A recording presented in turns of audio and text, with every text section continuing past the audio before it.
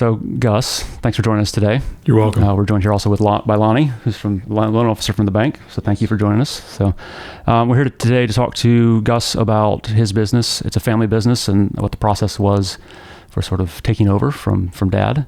But as we get started, Gus, tell us a little bit about what the business is, the background, give us some context for this conversation. Well, Dad started this place in 1960 as a used car dealership and also a body shop. He had worked with a body man at this prior place that he admired and brought him with him.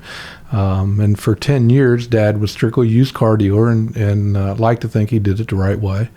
1970, American Motors came by and asked him if he wanted a franchise.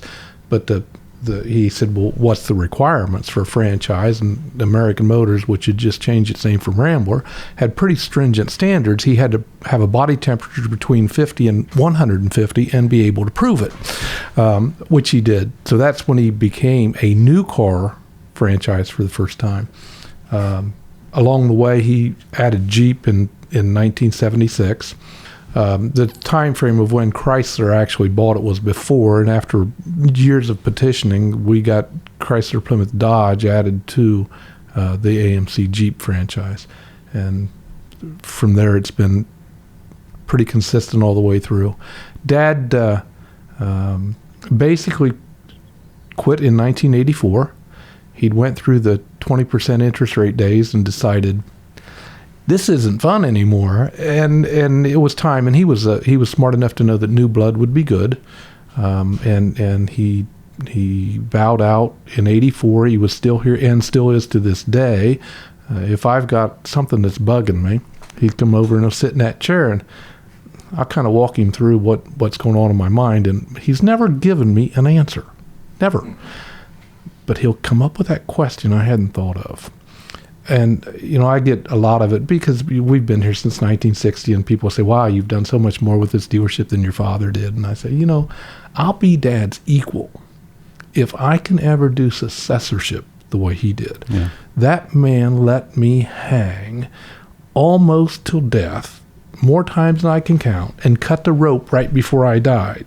But I don't know if I'll ever have the ability to watch somebody make the mistakes I made and let it go all the way almost to catastrophe, and Dad would bail me out.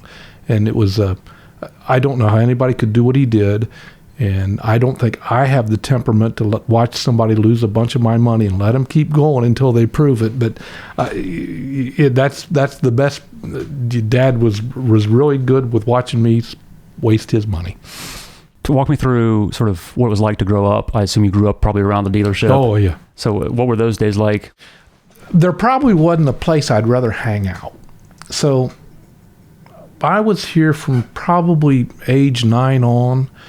Sold my first car when I was 11. It was a car back in the junkyard, and a guy, and I still remember his name. He's offered money, and I ran up front and said, Dad, this guy's offered this much money for the car. Dad said, well, go back and tell him you'll take this. And I went back here and I told him this, and the guy came up and I ran back up to Dad, and we settled on $100 for this car. But that was my first sale. Throughout childhood, we were cleanup boys. We were janitors. Dad ran a little bit of a junkyard, and we took parts off. But the most encouraging part of working for Dad back then, he paid us 75 cents for every 2 hours. That's quite a rate. Oh, yeah. Come in on Friday, and Dad'd say, how many hours were you here? We'd tell him. He said, well, how many of those hours did you work? And then the negotiation would begin. He always won. I'm sure. Yeah. I'm sure. He had some experience on you at that point. Yeah. But growing up at the dinner table and here with Dad, back then we were open till 9. So, there was maybe a half hour, an hour sometimes at night. The only thing we did was sit around in his office and just make conversation. And the learning through osmosis was probably the best way to ever learn anything. Mm-hmm. So at some point, obviously, you graduated school and you had to make a decision about what you were going to do. What was it ever a question for you? It wasn't in the plan to work here forever. But when interest rates went up and stuff went weird, it was handy for me to be willing to work here. And I still loved the place. I've always thought that I needed to go get a college degree, but it didn't work out. It's been fine. Sure. Yeah. Sure. So you came here right out of high school? I was working full time. I was our only salesman the year I was junior and a senior in high school. So you were already working here? Yes, I was already working here. At least 40 hours a week from age 16 on. So been here ever since? Yes. Yeah. So what was it like? Walk us through some of the experiences or stories that stick out in your mind about working here while your dad was at the helm. We never had arguments over personal things, but we had some Donnybrooks over business things. One of the things my father didn't like were banks. Ironic. So we had no ability to accept credit cards. And we ran a book. So if you had a car repaired here and you couldn't pay for it, not a problem. We just ran the book. We sent monthly statements. And, at the end of the year, we wrote 10 or 20% of them off. And Dad was fine with that before he would pay banks 3% of his income to run the credit card. He'd be damned if he was going to let them make more money on the deal than he made. And we probably had a 2-week-long fight over accepting credit cards. I eventually won. And the only time I ever really got to rub that in his face, he also didn't believe in having any of his own, but he was in California on a trip with the Madison County School Board, and he wanted to rent a car. And he had to call back here and get my credit card. So you can't get a credit card these days. Yeah. But and we've had during the 20% interest rate times, I made a decision that we needed to get into the semi-body repair business. Dad was adamantly against that, and he had good reasons to be. Mm-hmm. One, we only had one building, and you could sit up here and try to sell a car, and you'd smell the paint fumes in here. And but it was an opportunity to do something to pay the bills. We argued about that a bit, and that ended up okay. And it's good for me because I only remember the arguments I won, and that was both of them. But it was I remember that my grandmother lived up an alley from where we grew up, and you'd go down this alley from our house to her house, and you had to go by a body shop, a competitor's body shop at the time, I would call it. And I watched the body man who ran the place take rust, grind it off, put fiberglass sheeting, mud it, and paint it. And I come back here and said, Dad, Unc, and that's what we refer to our body man, he's taking forever to do what Bud can do in half a day. Dad said, if we can't do it the way I'd want it done on my own car, we won't do it. And he stopped the conversation. Yeah. And those ethics have pretty much determined how we do everything to this day. That's a good principle to be running on. It's very hard because the new employees don't believe it. They don't believe you believe it. I always take the Warren Buffett rule where he says, if you're close to the out of bounds line, then you probably are, because there's too much money to be made in the center of the court. I try to transfer that to my employees as, if you're wondering whether it's good enough, then it's not. Mm-hmm. Yeah. But and Dad, it is, we think about all the fights we had, and now as Dad's going to be 91 years old, we think about what he did real well too. Yeah, sure. So any family business, there's bound to be those sort of discussions that happen about new lines of business to get into, whether it's the semi business or I'm sure anything other that you were talking about, or other businesses have similar conversations, or how to conduct business, or I'm sure a lot around how the younger generations wants to change the business, and a lot of butting heads. Can you walk us through some of the things that you and your dad did well in having those conversations, arguments, debates, however you want to phrase that led to a positive outcome? Because for a lot of people, I'm sure the personal dynamics can come into play, and that can go south real quick and do damage to relationships. And it sounds like you and your dad have done a really good job of still being father and son and maintaining that relationship and having a good working relationship. He was walking around here actually when we arrived, so it's not like he's hold up in the house, mad at you because you did something with his business that he doesn't approve of. So that's gone well for you. So can you give kind of some tips for how those conversations well? Well, I think one of the reasons it went well, Dad never had the desire to make me look as dumb as I was. He never wanted to do this is the way I would do it, and I'm smarter than you, and this is that. He never cared about looking better than me, and I, honest to God, believe that he only wanted me to do better than him. He truly wanted me to do better than him, and would do everything he could to help me achieve that. Mm-hmm. And having somebody and the other thing that my father, and to this day, it's still true. If I'm having a business conversation or question with him, and he worked at a car dealership for 10 years for somebody else before here. So his experience was pretty vast. But I could, never would he divulge the contents of our conversation to anybody. He wouldn't tell my mother. He would never tell another employee. So I knew that sounding board was going to stay true. And for us to have conflicts here that are notable, they just don't exist. The credit card thing and getting in the truck repair business, and a couple times I hired employees back that Dad had before, and he didn't like them. And I remember one he didn't like because he ate too many of the donuts when they brought donuts. But and the other big difference between Dad and I, and I think it's more relevant now, Dad kind of considered the employees an expense, and my philosophy has probably went more towards that they're an asset. Mm-hmm. And I think the pay scale here is still shocking to him, but it's just the difference in generations, and I think that was one of the transitions that had to happen for us to retain good employees. And I know I need new blood. I'm hard-headed about so many things, and new blood needs to come in here and do for me what I did for Dad, because I've got some opinions that are probably really wrong, and we need new blood, and Dad recognized it better and sooner than I did. So I can't, as far as business conflicts, my father was my best man at my wedding.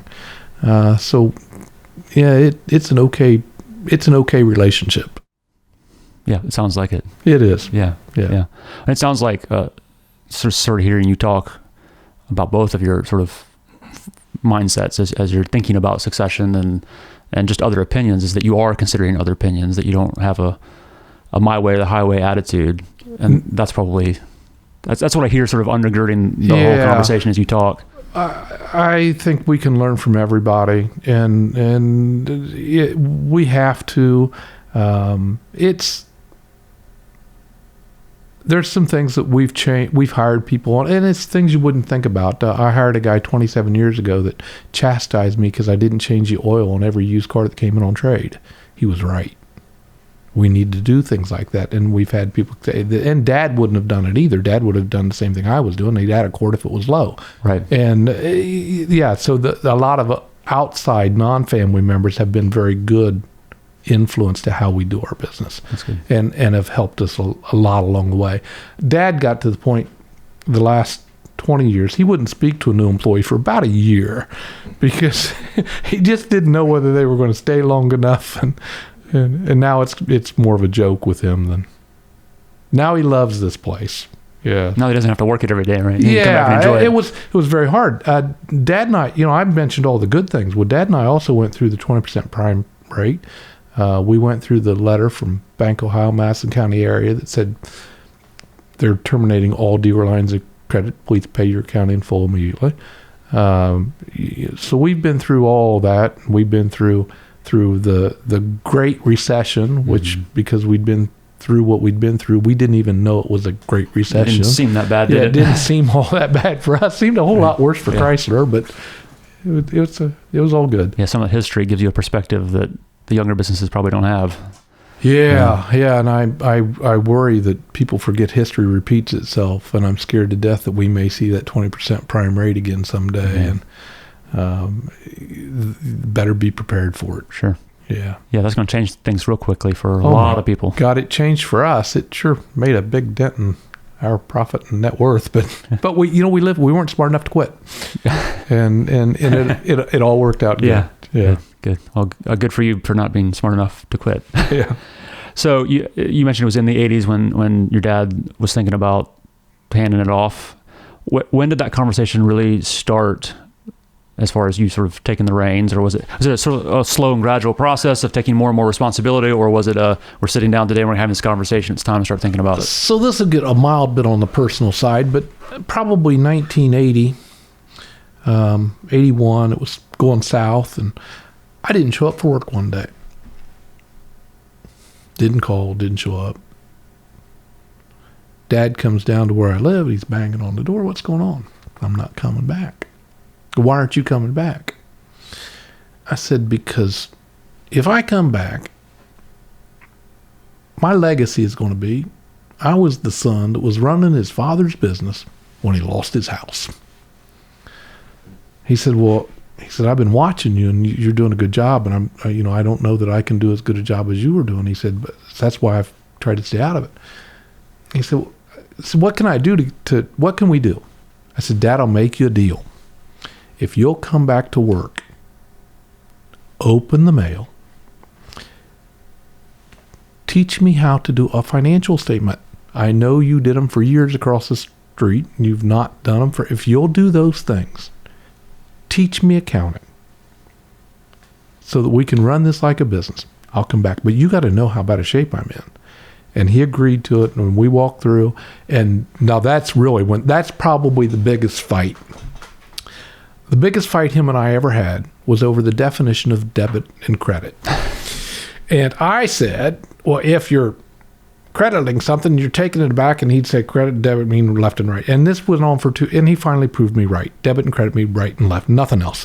But for him to teach me accounting and the debit credit argument, and it took a long time, and he finally, when I was finally ready, and he knew I was ready, he said, you're ready.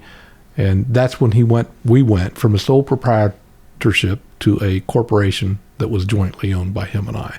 But he wouldn't do that until I could do the financial statement and understand it. But that was a long, long fight and probably just because of the words debit and credit. Yeah. It's pretty ugly. Yeah, I have lots of friends who in accounting classes where it took a while for them to get their heads around that. Yeah. So. Yeah. Yeah, so don't feel too bad about it. So it sounds like then there was an ongoing conversation, sort of you knew for a while that this was an eventuality, and he was definitely sort of preparing you for the day when... He was preparing me much more than I was preparing myself. Okay. He just knew. He got it. He knew what he had to do, and I just basically followed. And when it was all said and done, he masterminded the whole thing, and he knew what he was doing. And he made me look good. That's good. So when it came to actually hand the business off, you mentioned there that you went from a sole proprietorship to a corporation, a CS. A C corporation. Yes. And then was it a purchase? So yes. And the reason I ask is for a lot of people, for Dad, this is his retirement. No, so. I had to buy in. Yeah. I put money in. And I had to co-sign the floor plan note. So did my wife. And I bet that was an interesting experience. Didn't know any different. Oh, okay. Yeah. And I had to put money in. And I will say that we still weren't completely out of the woods then. And I put a little more in later. He granted me ownership shares later as a bonus. And to gradually get my percentage of ownership very close to his percentage of ownership. And I got most of that through, I would call it stock grants, but but we're a small company. We really couldn't, we had a plan to pay him rent. And I won't give numbers, but, by about 1987, the ground was firm under our feet for the first time for 7-8 years. And without his asking, I raised the rent. And he received the rent. He didn't say no. I raised it every year for the next 20 years. He never acknowledged it, and I never mentioned it. And it was my way of paying him back. He never asked for the increase.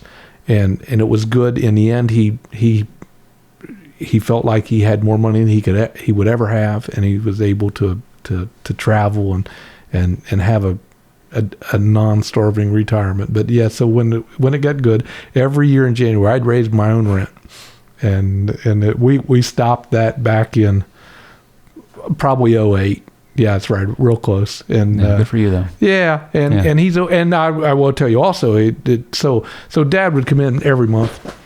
He'd sit in his chair over there, and we'd have the financial statement done, and I'd have it upside down. I'd slide it over the corner of the desk. Dad would pick it up. He'd look at it, and he'd, you had a good month. I see that was a little off. What do you think caused that? And, yeah, maybe. And so probably last of 2008, he comes in. We've got the financial statement, and I slide it across the desk.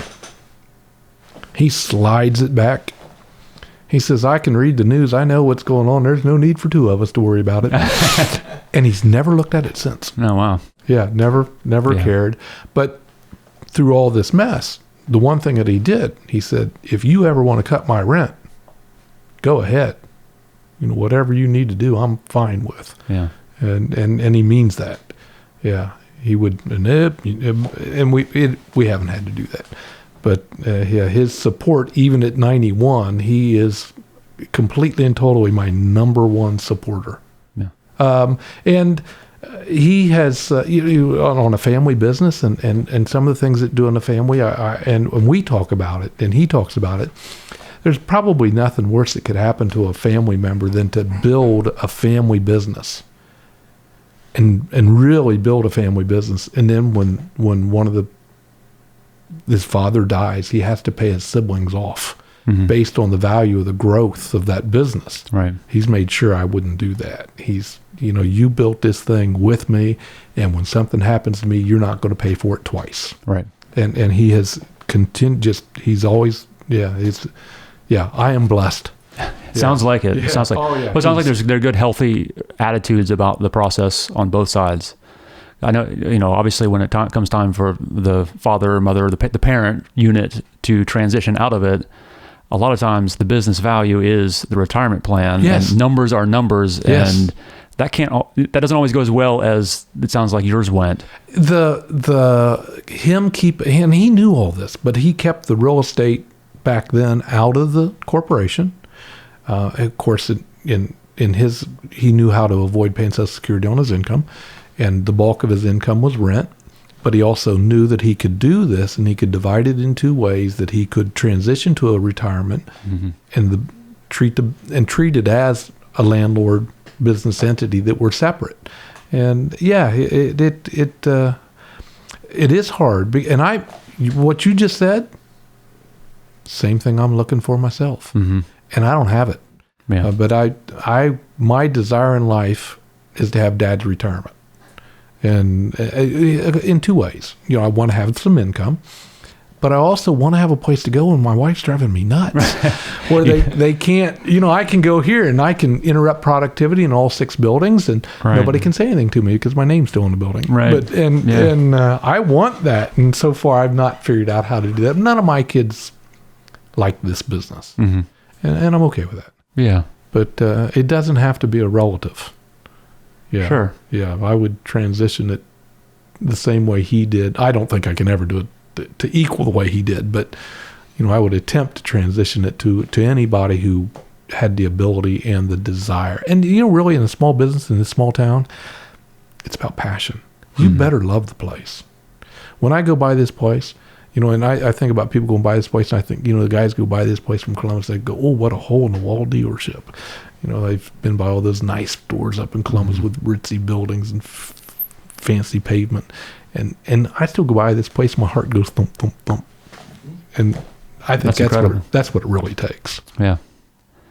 Yeah. Well, good luck to you, and hope you find somebody who has that passion for it. Maybe. You never know. Yeah. So if you had to give sort of one or two pieces of advice to someone who is on either side of this, getting ready to transition out of a business or getting ready to take over a family business, what would your kind of the highlight piece of advice be?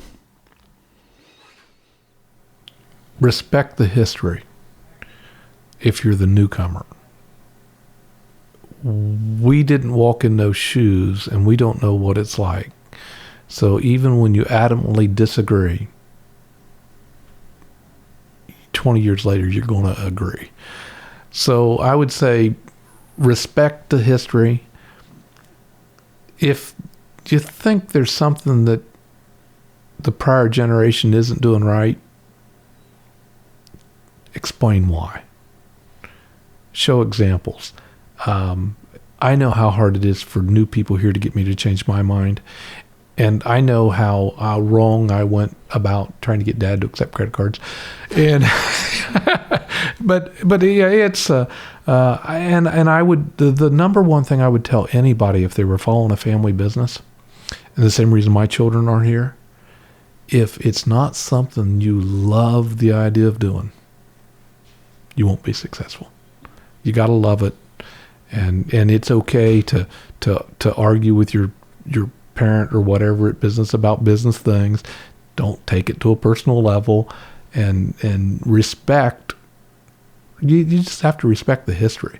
I think there's nothing more rewarding than a family business. There's nothing better. We had so many in this town, and it was always good. I have a young lady who works for me, and she's been with me a long time. And when she was about 30, I said, well, you're now where I was at 18. And I didn't mean that negative, but it's the truth is I lived it at the dinner table. Right. And she's had to get all hers here. You're selling cars at 11. So. Well, yeah. And so we talk about at home, we hear about the car business, and the family business, I think, is one of the most rewarding things in the world, especially if your parent, if that's who you're getting it from, is able to enjoy life and you're able to see it. If there's any part of this job that's been rewarding to me, it's been the 30 plus years Dad's had in retirement that he's loved. And I feel that's what I've given back to him. And he has had a wonderful 30 years. He's been able to hunt when he wanted to hunt, and he's been able to do what he wants to do, and he's been able to go to a place he can love and leave whenever the heck he wants to. That's incredible. We should all be so lucky. Yeah. Lonnie, you got any questions for him? Any pieces of the story that you know about? I just know about the business, its history, the background, the followers he has is nothing but positive. The service, I've known Gus probably mid-'80s maybe, and the business has continued to grow. I mean, he renovated the building, and everything's prospering, and it's just a well-ran business. That's the reason I thought of Gus at the time you were looking for this type of operation, and he fits the mold perfectly, and he described it perfect. Yeah. That's a great story. Yeah, great. I had a young person that I was hoping would transition, and throughout all of this, since we incorporated, we've actually kept board of directors minutes. The board of directors minutes look more like a diary. It starts out and says, someday we'd like to have outside lights. Someday we'd like to fill gravel in this ditch and put a tile in it so we can expand the lot. So, and all these things have come to fruition that we talked about. And the board of directors minutes are a wonderful history of what we've done and how things have changed and how we planned for it and how they all came to. And if I could get somebody who really just understood, the one thing Gus's dad's right about, you sure do crawl a long time before you walk, and you walk a long time before you jog. But it's been absolutely wonderful to be in the small town environment and be able to behave different than all your peers because you're not under the financial pressure to do things you don't believe in. But I would say that I come to work every day on the way to work, I say, I am the luckiest man alive. Now, a lot of nights I go home and say, I'm the dumbest man alive going home because there's still issues. But I still, almost every day, I drive to work, and, I'm just the luckiest man alive. For 45 plus years, I have done my own thing. I've lost an awful lot of battles, but it's been my war, and it's been all right. Yeah. It's awesome. One question I didn't ask that I want to is, in the process of making that transition, what outside help did you have? I'm thinking here of accountants, attorneys, to make the logistical pieces of that happen. None. We do all. Dad is a good accountant, so we hire no outside accounting for anything. I even do the corporate income tax. Never, when you have two people who truly wouldn't cheat the other, there's no need for lawyers. Mm-hmm. So we never really had lawyers. We did in the last few years have to do something that took the total transition of the business outside of both of our wills, and didn't really get advice. We called the attorney and said, hey, this is what we need. And the attorney overcharged us and did it. But no, if there has been anybody who has helped us from the outside, truthfully, it's been our banker. When all this was going on, we had a hometown bank, Sterling State Bank, owned by one group of people. And it was a small enough bank that we could go in there and we could talk to them, and we'd sit there, and they later got bought out by Bank One.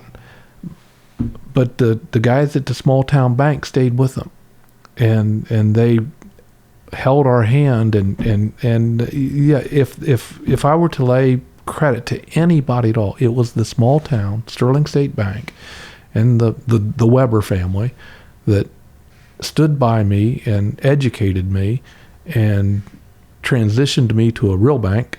And the only reason I say a real bank is Sterling State Bank lent you money. Big banks gave you a floor plan. Well, we didn't really have a floor plan. We had and so it was culture shock to have a floor plan.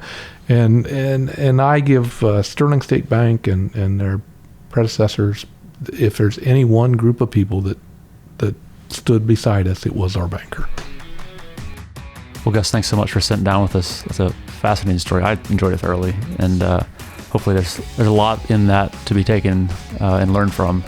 It's all good. Yeah. Sam, I appreciate you taking the time. Yeah, absolutely. We'll see everybody next week.